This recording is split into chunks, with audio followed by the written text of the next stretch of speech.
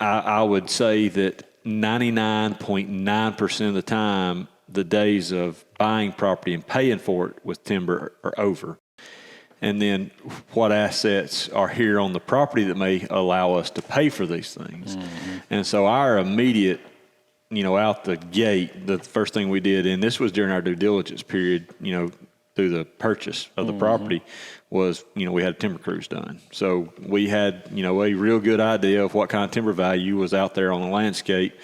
So we had a number to work with. I could go to the guys and say, okay, here's what you're paying for the property. Here is a timber cruise. It's an estimate of what's out there on the landscape. This is how, with me and the forester, we've put together a plan. This is about what we feel like you can pull out of this property. And that's the money that you have to either put in the bank, spend on the property, however you want to do this. Mm-hmm. And so they, in turn put, all the thinning proceeds back into the property.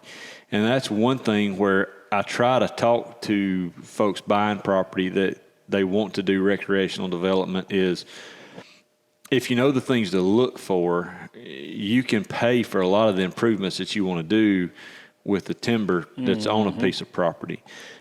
I would say that 99.9% of the time, the days of buying property and paying for it with timber are over. Will somebody luck into that occasionally? But, now our focus is always, okay, well, we're going to have to expend capital, or can we pay for this out of something with the property? And so with a property like that, and with the clients that had that focus, we were looking for a property that gave us that ability. And this one, certainly did.